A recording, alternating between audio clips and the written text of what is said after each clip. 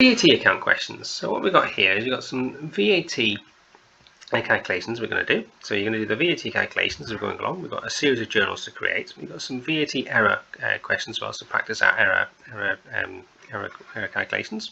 Then we're going to create opening trial balance from some figures in here, and then you're going to post the opening trial balance plus the VAT to control accounts, and then create the closing trial balance. And so it's a good test of all the various sort of ideas that you have. And what I'm going to do as well is to create the closing trial balance. You're going to do it via creating T accounts in there. Then I'm going to show you how it works in a digital accounting system with plus money and minus money rather than debits and credits. So that's the plan. A minute, let's say, for each journal as we're going along. Then I'll give you the answer, and then we'll do some time for the opening balance sheet and time to create the closing balance sheet.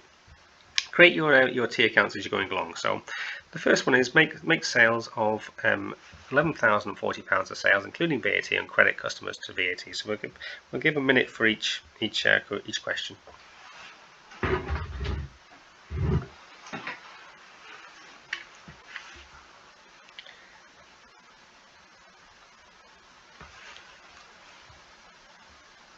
What I'll do now is I'll talk you through something. So we've got make sales. So this is sales. It's including VAT. So this is the gross figure. On credit, so you're going to have some kind of debtors figure in here, some kind of either trade debtors or trade receivables control account, or just debtors, however you want to call it. And so the answer for that one is that figure there. So there was the gross figure. Divide by 1.2 to get to the net, because it's the VAT rate. So divide by 1 plus the VAT rate to get to the net, and then the VAT is 20% of the net figure. So the next one is make £10,800 worth of cash sales, including VAT. What's the journal for that? Just give half a minute for that.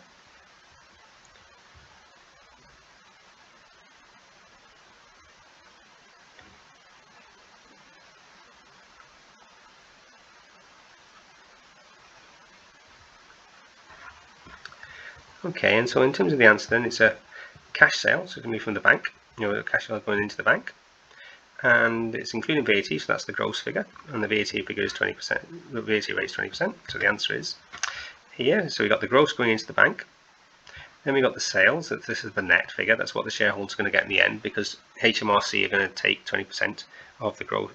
They're going to take 20% of their. You're going to add 20% onto the net figure. So we got bank divided by 1.2 gives you the net. Net times by 1.2 by 20% gives you the VAT figure. Add them both together then, see if they're the same, and then you've got that's the answer. So next one, make 5,600 of cash sales excluding VAT. VAT is 20%. 30 seconds for that one.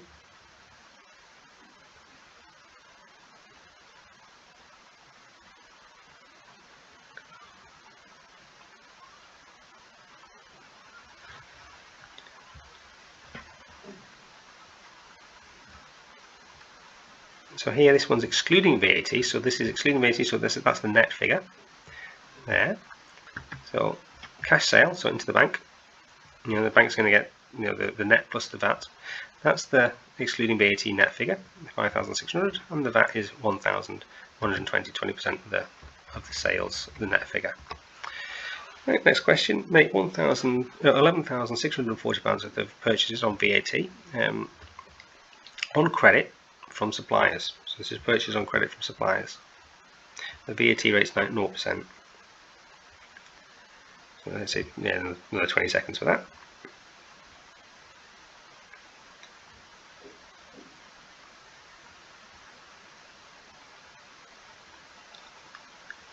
Okay, so VAT. So it's important in an exam to note the situation. So this is purchases. It's including VAT. But the VAT is 0 and it's on credit, so we're going to have purchases on credit, creditors, some kind of trade payables name in here. So I've all gone creditors, but it could be trade payables or trade creditors. That's going to be the gross figure there, because it's including VAT, but the VAT rate is 0%, so the gross divided by 1.1 plus 0, that's the purchase figure. The VAT in this one is 0. Next one, make 9,100 of cash purchases excluding VAT. The VAT is at 20%. So let's try quickly look these up. So 20 seconds for this one.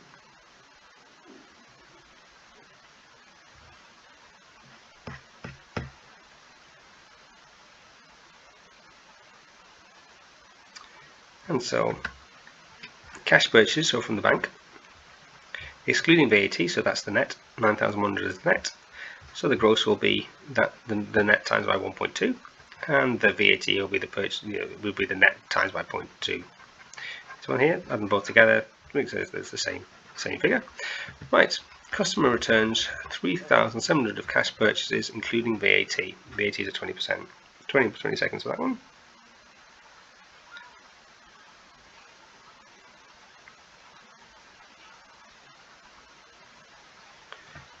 And so this is customer returns, so always remember situational. So customer returns sales, because it's the customer making sales. Although purchases are mentioned here, that's trying to trick you. Customer returns, sales returns, 3,720, including VAT, so that's the gross. So the net will be that divided by 1.2. Right, so sales returns, 3,100. Well, this is the gross from the bank, cash from the bank. Sales returns, so money going out from the bank in there, so minus money, credit.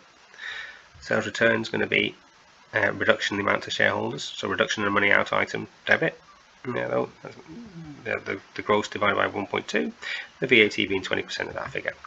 So next one, customer returns. So customer returns, again, sales returns, 3,600 of purchases they made on credit, so they're on credit, and including VAT. So 20 seconds for that.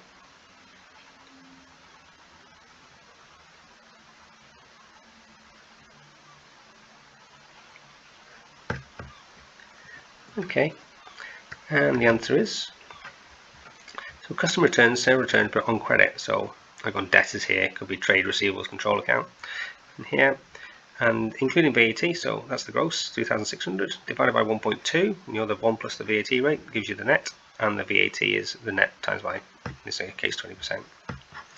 So the next one, you return 22,600 of cash purchases excluding VAT. VAT is at 20%. In 20 seconds for that.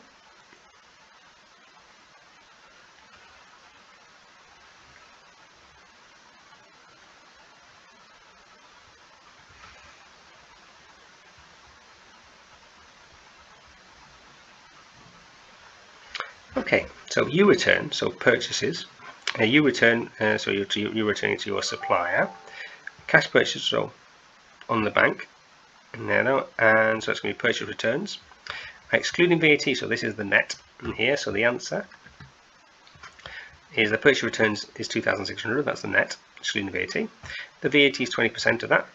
And also the amount that you'll get back from the supplier will be the net plus the VAT, debit, and because it's coming back from the supplier, it's a money in item, an increase in the money in item, 3,200, so it's going to be debit.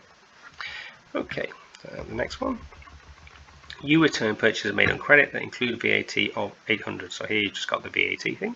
In the exam, you'll be given the VAT rate and one of the net, the VAT or the gross. You'll be expected to work out the other two of the net, VAT, and gross. So 20 seconds for that.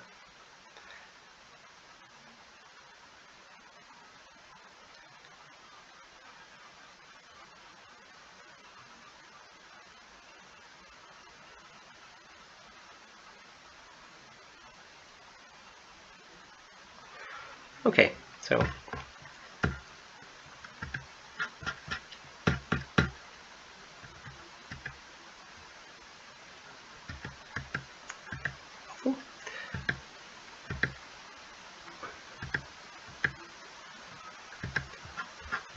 okay, so re-return, there's the VAT figure there. So the VAT's on a purchase return, so that's going to be a credit in there because you're now not going to get that back from HMRC, so it's a reduction in the amount of money you're going to get back from HMRC.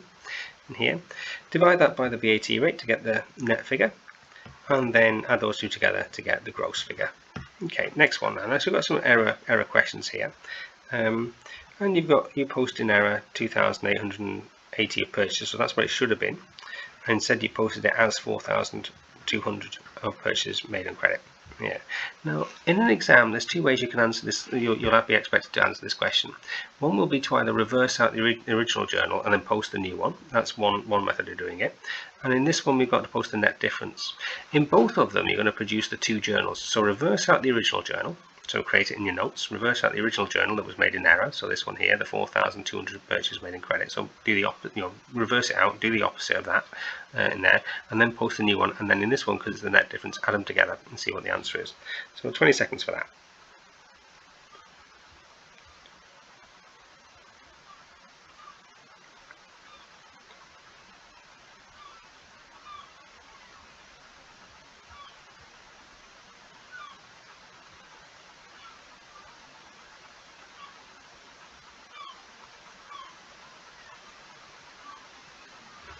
Okay, so you reverse out that 4,200 purchases made on credit, and then you do this new one here and add them together, and that will give you this one here. So the creditors is a debit because you have reversed out the original one, the original credit 4,200 of creditors, reverse that out, so debit that, add in the new credit figure, and that's the net figure there that's left over. So credit creditors 4,200 minus, debit creditors 4,200 minus 2,880. So that's the answer for that one. Next one, you post an error 3,600 of sales returns made on credit including VAT as 4,200 of sales returns made on credit including VAT. So again, create the two journals, reverse out the first one, and reverse the first one, and then put the new one in.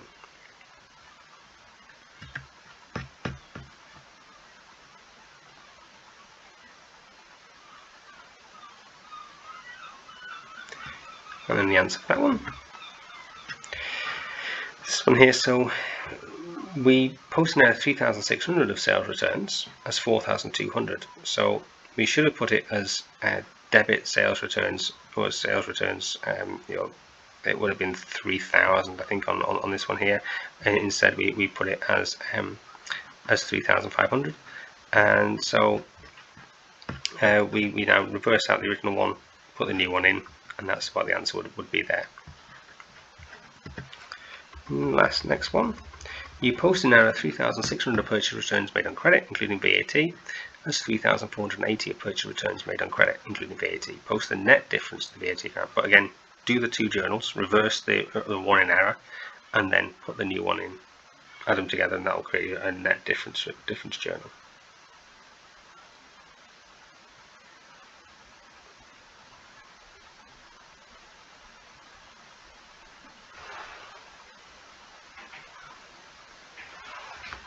Okay, and so the answer to that is here. So we reverse out the original one in here. So we reverse out the one that was in error. So the 3480 of purchase returns made.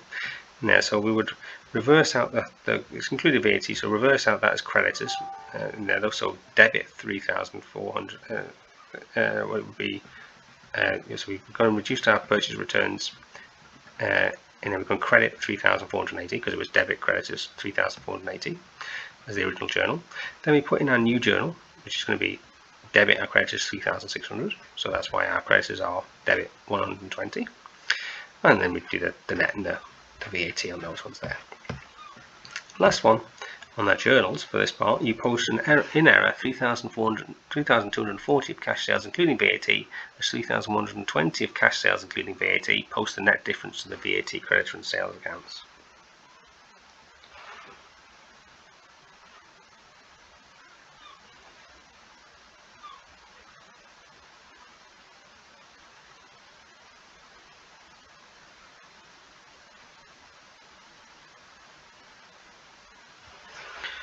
Okay, so this is the last of our journals in here. Again, you do it as two journals, but this one's to be posted together.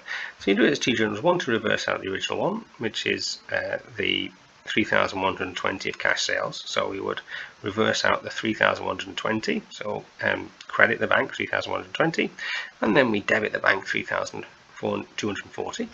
That's where we get a net 120, and then the sales is that divided by 1.2, and the VAT divided by 20% of the sales. Now you'd actually do the two journals separately, add them both together, then recalculate it as well on this one to just make sure you can check your work that way. So those are all our journals in here.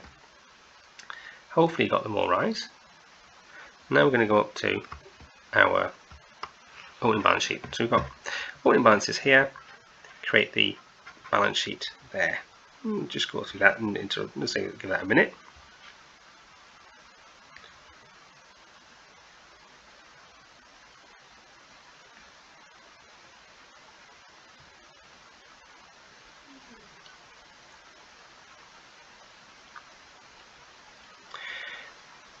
And so hopefully what you've noticed here is there's a couple of little tricks in this question.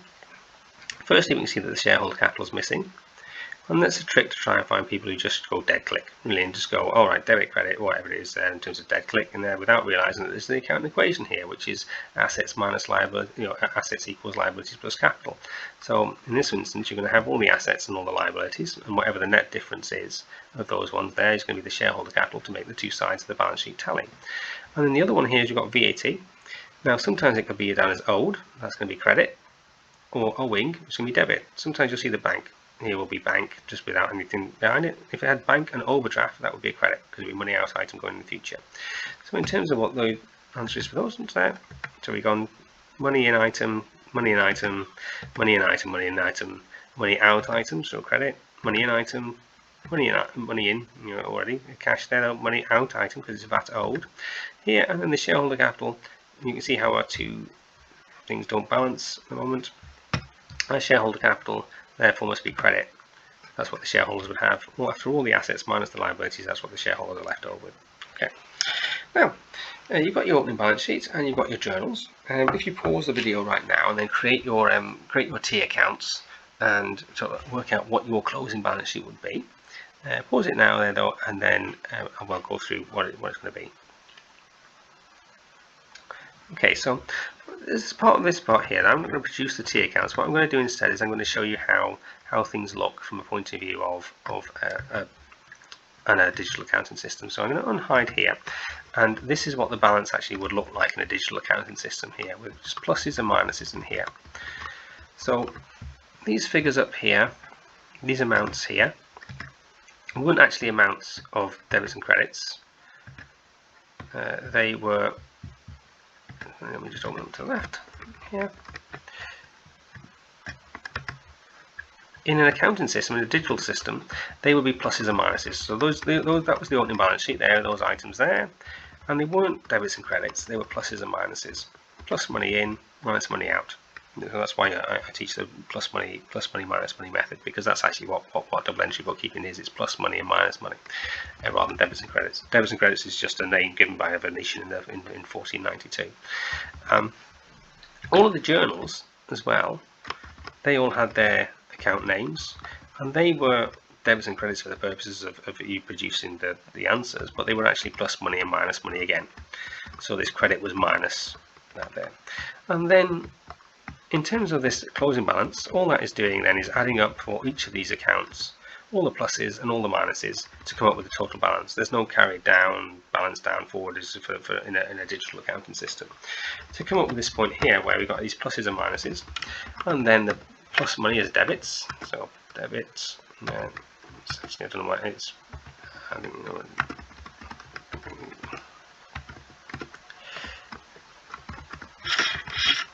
It's got a red on it, it shouldn't really have one. Let's just go through and clear that formatting, because I've removed baseball, that's cleared all that out. Okay, so debits, debit because it's plus money again, plus money, debit here, minus money is going to be credit,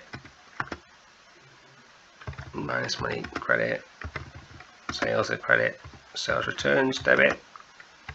There's no energy in this question. Purchase returns, like that. Rents, expenses, and telephones and expenses, and the shareholder capital is a credit as well. There, and you can see that our balance sheet balances, which it would do because the whole of that debits and credits added up to zero. What was the point of debits and credits then if we don't really actually use them in a digital system? Well, this is because debits and credits is for a manual system where we've taken these figures here, this long list of figures in here, and we've chopped them into two smaller rows of numbers in here. So if you just took those ones out there, and that one there. It's just faster to be able to add up those two sets of columns there of numbers and then check that they add up to one another. Then add up all of these numbers here and check that it totals zero. Just slightly quicker in terms of whether, and if we got a figure wrong, a transposition error wrong, we would go back and recheck it. It'd be a little bit quicker to do that on the debits and credits. That's the only reason why debits and credits exist. They don't exist in a digital system, and so in this, which is a digital system in terms of accounting system, I created a little equation to create plus and minuses, and then turn that into a trial balance. But hopefully, you did it via T accounts, which is how you should do it in an exam. You've only got your pieces of paper or your manual approaches in there. You don't have a Excel spreadsheet to hand, and you'll do it like this in an exam because it'll be more accurate in there. So you should have had a whole series of VAT credits and debits and their opening balance sheet to get to that closing carried down figure. And again, the only reason for the carry down figure is just to make sure that you've got an extra check in terms of whether it adds up. Hopefully that was fun for you. It should really have, by the end of that, cleared up all of your double entry bookkeeping and your VAT calculations, really, in terms of the various different narratives working. See you in the next question. Thanks a lot. Bye bye.